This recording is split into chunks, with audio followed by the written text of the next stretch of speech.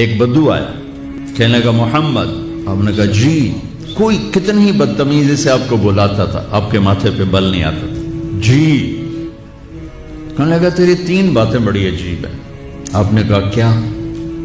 کہ تو کہتا ہے ہم اپنا دین چھوڑ کے تیرا دین قبول کریں گے، کیوں؟ اور تو کہتا ہے یہ تیرے ساتھی روم اور فارس، پرشین امپائر، رومن امپائر فتح کر لیں گے، انہوں کو تو روٹی کوئی نہیں، کپڑے کوئی نہیں.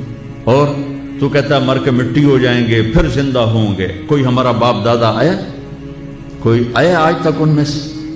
تو آپ نے بہت مسکرا کے فرمایا لعل الحیات تطول بک، مجھے لگتا ہے تیری زندگی لمبی ہوگی اور تو دیکھے گا سارا عرب میرا کلمہ پڑھے گا، اور تو یوں بھی دیکھے گا کہ پرشین رومن امپائر ٹوٹ کے میرے شہر میں آئے گی. اور باقی رہ گئی تیسری بات مر کے اٹھنے کی، تو میں تیرا ایسے ہاتھ پکڑوں گا اور تجھے یاد دلاؤں گا. تیسری ہو گئی کہ نہیں ہو گئی؟ وہ کہنے لگا میں نہیں مانتا. تو وہ واپس چلا گیا. حضرت عمر جب مکہ فتح ہوا تو سارے عرب کلمہ پڑھ گئے، کہنے لگے ابھی ہیکتا ہو گئی.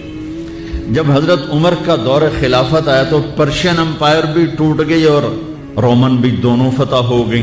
تو کہنے لگا بلی 2 ہو گئی یعنی 3 بھی ہو جاوے گی، چل پڑھ کلمہ. تو کلمہ پڑھ کے نا مسلمان ہو کے مدینے شفٹ ہو گیا. عمر رضی اللہ تعالیٰ عنہ اس کو بہت پروٹوکول دیتے تھے. جب وہ آتا اس کے لیے کھڑے ہو جاتے تھے. مسجد میں کبھی آمنا سامنا ہو جاتا تھا تو لوگ حیران ہوتے تھے بھی اے ماڑا یا بندہ ہے تو اس کے لیے اتنا پروٹوکول کیوں ہے. تو حضرت عمر نے ایک دفعہ نا ان کے چہروں پہ سوال پڑھ کے فرمایا تم سوچتے ہو گے کہ میں اس دیہاتی کا اکرام کیوں کرتا ہوں؟ کہ میں اس محفل میں تھا جس میں یہ آیا تھا اور اس نے یہ بات کی تھی. تو اس وقت میرے نبی نے اسے فرمایا تھا کہ قیامت کے دن تیرا ہاتھ پکڑ کے تجھے یاد دلاؤں گا کہ تیسری بات ہوئی کہ نہیں ہوئی. اور قیامت کے دن جس کا ہاتھ میرے نبی نے پکڑا جنت میں پہنچانے سے پہلے نہیں چھوڑیں گے.